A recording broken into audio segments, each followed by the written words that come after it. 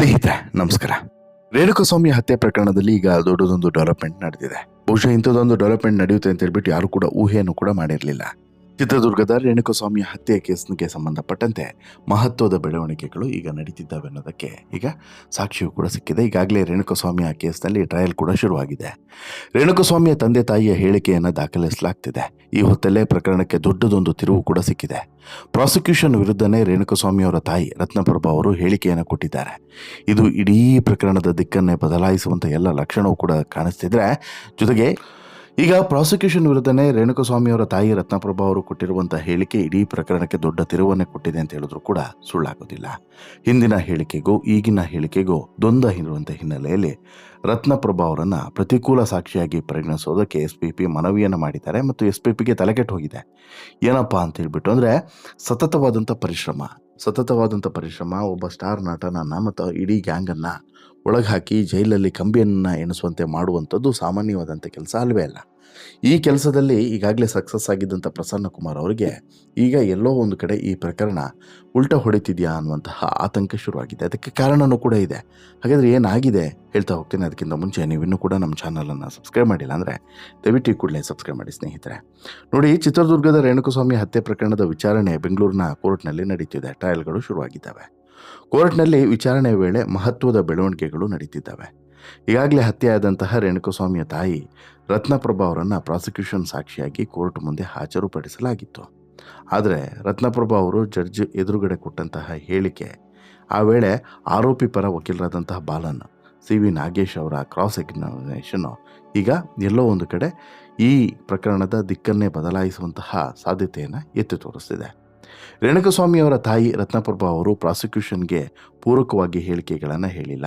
ಹೀಗಾಗಿ ರತ್ನಪ್ರಭಾ ಅವರನ್ನು ಪ್ರತಿಕೂಲ ಸಾಕ್ಷಿಯಾಗಿ ಇಲ್ಲಿ ಪರಿಗಣಿಸಬೇಕು, ಅನುಕೂಲಕರ ಸಾಕ್ಷಿಯಾಗಿ ಅಲ್ಲ ಅಂತ ಹೇಳ್ಬಿಟ್ಟು ಇಲ್ಲಿ ಮನವಿಯನ್ನು ಮಾಡಿದ್ದಾರೆ ಪ್ರಾಸಿಕ್ಯೂಷನ್ ಪರ ವಕೀಲರಾದಂಥ SPP ಪ್ರಸನ್ನ ಕುಮಾರ್ ಅವರು. ಕೋರ್ಟ್ಗೆ ಮನವಿಯನ್ನು ಸಲ್ಲಿಕೆ ಮಾಡಿದ್ದಾರೆ. ಈಗಾಗಲೇ ವಕೀಲರು ಈ ಮನವಿಯನ್ನು ಕೋರ್ಟ್ ಮುಂದೆ ಇಟ್ಟಿದ್ದು, ಕೋರ್ಟ್ ಏನು ತೀರ್ಮಾನವನ್ನು ತೆಗೆದುಕೊಳ್ಳುತ್ತೆ ಅನ್ನುವಂಥ ಕುತೂಹಲ ಈಗ ಹೆಚ್ಚಾಗಿದೆ. ಅದಕ್ಕೆ ಕಾರಣವೂ ಕೂಡ ಇದೆ. ಏನು ಅಂತ ಹೇಳಿದ್ರೆ, ಪ್ರಾಸಿಕ್ಯೂಷನ್ ಅಂತ ಹೇಳಿದ್ರೆ ಪೊಲೀಸರಿಗೆ ಪ್ರತಿಕೂಲವಾಗುವಂತೆ ಸಾಕ್ಷಿ ಹೇಳಿದಂಥ ಕಾರಣಕ್ಕೋಸ್ಕರ ರತ್ನಪ್ರಭಾ ಅವರನ್ನು ಪ್ರತಿಕೂಲ ಸಾಕ್ಷಿ ಅಂತ ಹೇಳ್ಬಿಟ್ಟು ಪರಿಗಣಿಸುವಂತೆ ಕೋರ್ಟ್ಗೆ SPP ಪ್ರಸನ್ನ ಕುಮಾರ್ ಮನವಿಯನ್ನು ಮಾಡ್ತಾರೆ. ಈ ಮನವಿಯ ಬಗ್ಗೆ ಕೋರ್ಟ್ ಮುಂದಿನ ಸೋಮವಾರ ನಿರ್ಧಾರವನ್ನು ತೆಗೆದುಕೊಳ್ಳುತ್ತೆ. ಕೋರ್ಟ್ನಲ್ಲಿ ಜಡ್ಜ್ ಮುಂದೆ ರೇಣುಕಾಸ್ವಾಮಿ ಅವರ ತಾಯಿ ರತ್ನಪ್ರಭಾ ಅವರು ಗೊಂದಲಕಾರಿ ಹೇಳಿಕೆಗಳನ್ನು ಕೊಟ್ಟಿದ್ದಾರೆ.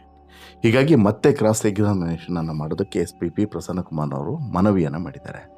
ಬಹುತೇಕ ಕೇಸ್ಗಳಲ್ಲಿ ಪ್ರಾಸಿಕ್ಯೂಷನ್ ಸಾಕ್ಷಿಗಳಿಗೆ ಪಬ್ಲಿಕ್ ಪ್ರಾಸಿಕ್ಯೂಟರ್ ಕ್ರಾಸ್ ಎಕ್ಸಾಮಿನೇಷನನ್ನು ಮಾಡಲ್ಲ. ಆದರೆ ಪ್ರಾಸಿಕ್ಯೂಷನ್ ಸಾಕ್ಷಿಗಳೇ ಉಲ್ಟ ಸಾಕ್ಷಿ ಹೇಳಿದಾಗ, ಪ್ರಾಸಿಕ್ಯೂಷನ್ನ ಆರೋಪಕ್ಕೆ ವಿರುದ್ಧವಾಗಿ ಸಾಕ್ಷಿಗಳು ಹೇಳಿದಾಗ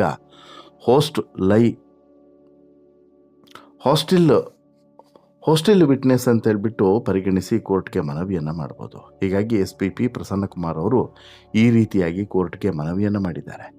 ಒಂದು ವೇಳೆ ಕೋರ್ಟ್ ಅನುಮತಿಯನ್ನು ಕೊಟ್ಟರೆ SPP ಪ್ರಸನ್ನ ಕುಮಾರ್ ಅವರು ಮತ್ತೊಮ್ಮೆ ರತ್ನಪ್ರಭಾ ಅವರನ್ನು ಕ್ರಾಸ್ ಎಕ್ಸಾಮಿನೇಷನ್ ಮಾಡಲಿದ್ದಾರೆ. ಇಲ್ಲವಾದರೆ ಈಗ ರತ್ನಪ್ರಭಾ ಅವರ ಈ ಸಾಕ್ಷಿಗಳು ಅತ್ಯಂತ ಪ್ರಮುಖವಾಗ್ತದೆ ಮತ್ತು ಈ ಸಾಕ್ಷಿಯೇ ಈಗ ಇಡೀ ಪ್ರಕರಣದ ದಿಕ್ಕನ್ನು ಕೂಡ ಬದಲಾಯಿಸುವಂಥ ಸಾಧ್ಯತೆ ಇದೆ ಅನ್ನೋದು ಕೂಡ ಗೊತ್ತಾಗ್ತಿದೆ. ಇದನ್ನು ಹೊರತುಪಡಿಸಿದರೆ ರೇಣುಕಾಸ್ವಾಮಿಯ ಸಿಮ್ಮು, ಮೊಬೈಲು, ಕಾಲ್ಗಳ ಬಗ್ಗೆ ಅವರ ತಾಯಿ ರತ್ನಪ್ರಭಾ ದ್ವಂದ್ವ ಹೇಳಿಕೆಯನ್ನು ಕೊಟ್ಟಿದ್ದಾರೆ. ನನ್ನ ಮಗನ ಮೊಬೈಲ್ ನಂಬರ್ ಗೊತ್ತಿಲ್ಲ ಅಂತ ಹೇಳ್ಬಿಟ್ಟು ರತ್ನಪ್ರಭಾ ಹೇಳಿದ್ದಾರೆ. ಪೊಲೀಸ್ ತನಿಖೆ ವೇಳೆ ಮೊಬೈಲ್ನಲ್ಲಿ ಸೇವ್ ಆಗಿದೆ ಅಂತ ಹೇಳ್ಬಿಟ್ಟು ಹೇಳಿಕೆಯನ್ನು ಕೊಟ್ಟಿದ್ದರು. ಮೊಬೈಲ್ನಲ್ಲಿ ಇಲ್ಲ, ನಂಬರ್ ನೋಡಿ ಇದೆ ಅಂತ ಹೇಳ್ಬಿಟ್ಟು ಕನ್ಫರ್ಮ್ ಮಾಡಿ ಅಂತ ಹೇಳ್ಬಿಟ್ಟು ಪೊಲೀಸರು ಹೇಳಿದ್ರೆ, ಬೆಂಗಳೂರಿನ ಕೋರ್ಟ್ನಲ್ಲಿ ಕ್ರಾಸ್ ಎಕ್ಸಾಮಿನೇಷನ್ ಮಾಡುವಾಗ ನನಗೆ ಮೊಬೈಲ್ ನಂಬರ್ ಗೊತ್ತಿಲ್ಲ ಅನ್ನುವಂಥ ಉತ್ತರವನ್ನು ಹೇಳಿದ್ದಾರೆ. ಹೀಗಾಗಿ ಈ ಸಾಕ್ಷಿಯನ್ನು ಪರಿಗಣಿಸಬೇಡಿ ಅಂತ ಹೇಳ್ಬಿಟ್ಟು ಮನವಿಯನ್ನು ಮಾಡಿದ್ದಾರೆ SPP. ಯಾಕಂತ ಹೇಳಿದ್ರೆ ಅವ್ರ ಎಫರ್ಟ್ ಎಲ್ಲ ನೀರಲ್ಲಿ ಹೋಮ ಮಾಡ್ದಂಗೆ ಆಗುತ್ತಲ್ಲ ಅನ್ನೋದು ಅವ್ರಿಗೆ ಇವಾಗ ಟೆನ್ಷನ್ ಶುರುವಾಗಿದೆ. ಹೀಗಾಗಿಯೇ ಈಗ ಸಾಕ್ಷಿಯನ್ನು ಪರಿಗಣಿಸಬೇಡಿ ಅಂತ ಹೇಳ್ಬಿಟ್ಟು ಪ್ರಸನ್ನ ಕುಮಾರ್ ಅವರು ಅರ್ಜಿಯನ್ನು ಹಾಕಿದ್ದಾರೆ. ಆದರೆ SPP ಪ್ರಸನ್ನ ಕುಮಾರ್ ಮನವಿಗೆ ಆರೋಪಿ ದರ್ಶನ್ ಸೇರಿದಂತೆ ಉಳಿದ ಆರೋಪಿಗಳ ಪರ ವಕೀಲರು ಆಕ್ಷೇಪವನ್ನು ವ್ಯಕ್ತಪಡಿಸಿದ್ದಾರೆ. ಅರ್ಜಿ ವಿಚಾರಣೆಯನ್ನು ಬೆಂಗಳೂರಿನ 57ನೇ CCH ಕೋರ್ಟು ಜನವರಿ 5ಕ್ಕೆ ಮುಂದೂಡಿಕೆ ಮಾಡಿದೆ. ಇನ್ನು ಈ ಪ್ರತಿಕೂಲ ಸಾಕ್ಷಿ ಅಥವಾ ಹಾಸ್ಟಿಲ್ ವಿಟ್ನೆಸ್ ಅಂತ ಹೇಳಿದ್ರೆ, ಒಬ್ಬ ಸಾಕ್ಷಿ ತಾನು ಸಾಕ್ಷಿ ಹೇಳಬೇಕಾದಂಥ ಪಕ್ಷಕ್ಕೆ ವಿರುದ್ಧವಾಗಿ ಅಥವಾ ಅವರ ಕ್ಲೈಂಟಿಗೆ ಹಾನಿಯಾಗುವಂತೆ ಸಾಕ್ಷಿ ಹೇಳಿದಾಗ ಅಥವಾ ವರ್ತಿಸಿದಾಗ ನ್ಯಾಯಾಧೀಶರು ಅವರನ್ನು ಹಾಸ್ಟಿಲ್ ಅಂತ ಹೇಳ್ಬಿಟ್ಟು ಘೋಷಣೆಯನ್ನು ಮಾಡ್ತಾರೆ.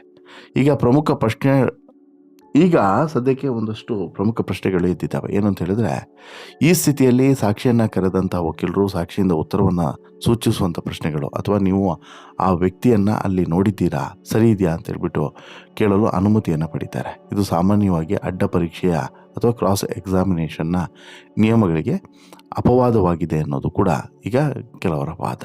ಹೀಗಾಗಿ ಇದು ನೀಟಾಗಿ ಏನಾಗುತ್ತೆ ಮುಂದೆ, ಹೀಗೆ ಹೋಗುತ್ತಾ, ಹೀಗೆ ಆಗುತ್ತಾ ಅನ್ನುವಂತಹ ಜಡ್ಜ್ಮೆಂಟಿಗೆ ಬರೋ ಹಾಗೆ ಸದ್ಯಕ್ಕಂತೂ ಚಾನ್ಸ್ ಇಲ್ಲ. ಒಂದು. ಎರಡನೇದು, ಈಗ ರೇಣುಕಾಸ್ವಾಮಿಯ ತಾಯಿಯವರು ತಮ್ಮ ಈ ಗೊಂದಲಕಾರಿ ಹೇಳಿಕೆಯನ್ನು ಮುಂದುವರಿಸಿದ್ರೆ ಎಲ್ಲೋ ಒಂದು ಕಡೆ ಒಂದೆರಡು ಆರೋಪಿಗಳಿಗಾದರೂ ಕೂಡ ಬಹುಶಃ ರಿಲೀಫ್ ಸಿಗ್ಬೋದು. ಹಾಗಾಗಿ ಇಲ್ಲಿ ಈ ರೇಣುಕಾಸ್ವಾಮಿಯವರ ತಾಯಿ ಕೊಡುವಂಥ ಒಂದೊಂದು ಸ್ಟೇಟ್ಮೆಂಟ್ ಇದೆಯಲ್ಲ, ಇದು ತುಂಬ ಇಂಪಾರ್ಟೆಂಟ್ ಆಗ್ತದೆ. ಗಾಬರಿಯಾಗಿಯೂ ಕೂಡ ಕೆಲವೊಂದಷ್ಟು ಸ್ಟೇಟ್ಮೆಂಟ್ಗಳನ್ನು ಕೊಡುವಂಥ ಚಾನ್ಸಸ್ ಇರ್ತದೆ. ಬಟ್ ಇಲ್ಲಿ ಗಾಬರಿಯಾಗಿ ಕೊಟ್ಟಿದ್ದಾರೋ, ಉದ್ದೇಶಪೂರ್ವಕ ಕೊಟ್ಟಿದ್ದಾರೋ, ನಿಜ ಹೇಳಿದಾರೋ ಏನೂ ಕೂಡ ಗೊತ್ತಾಗ್ತಿಲ್ಲ. ಬಟ್ ಇದು ಗೊತ್ತಾಗಬೇಕು ಅಂತ ಹೇಳಿದ್ರೆ ಮುಂದಿನ ವಿಚಾರಣೆಗಳು ನಡಿಬೇಕು, ಆವಾಗ ಮಾತ್ರ ಗೊತ್ತಾಗುತ್ತೆ. ನೋಡೋಣ ಕೋರ್ಟ್ ಮುಂದೆ ಏನು ನಿಲುವನ್ನು ತೆಗೆದುಕೊಳ್ಳುತ್ತೆ, ಪ್ರಕರಣ ಎಲ್ಲಿಗೆ ಹೋಗಿ ನಿಲ್ಲುತ್ತೆ ಅನ್ನೋಂಥ ಮಾಹಿತಿಯನ್ನು ನಿಮಗೆ ಮುಂದಿನ ಸ್ಟೋರಿಯಲ್ಲಿ ಕೂಡ ಕೊಡ್ತಾ ಹೋಗ್ತೀನಿ. ಅದಕ್ಕಿಂತ ಮುಂಚೆ ನಿಮಗೆ ಏನನ್ನಿಸುತ್ತೆ, ಇಲ್ಲಿ ರೇಣುಕಾಸ್ವಾಮಿಯವರ ತಾಯಿ ಕೊಟ್ಟಂಥ ಸ್ಟೇಟ್ಮೆಂಟ್ ಬಗ್ಗೆ ನಿಮಗೆ ಏನನ್ನಿಸುತ್ತೆ? ಈ ಸ್ಟೇಟ್ಮೆಂಟ್ ಬಗ್ಗೆ ನೋಡಿದ ಬಳಿಕ ನಿಮ್ಮ ಖುಷಿ ಎಷ್ಟಿದೆ? ದಯವಿಟ್ಟು ನಿಮ್ಮ ಅಭಿಪ್ರಾಯನ ಕಮೆಂಟ್ ಮಾಡಿ ತಿಳಿಸಿ. ಜೊತೆಗೆ ಈ ಸ್ಟೋರಿ ಇಷ್ಟ ಆಯಿತು ಅಂತ ಹೇಳಿದ್ರೆ ಲೈಕ್ ಮಾಡಿ, ಶೇರ್ ಮಾಡಿ, ಚಾನಲ್ಗೆ ಸಬ್ಸ್ಕ್ರೈಬ್ ಆಗೋದನ್ನು ಮರಿಬೇಡಿ. ಧನ್ಯವಾದ.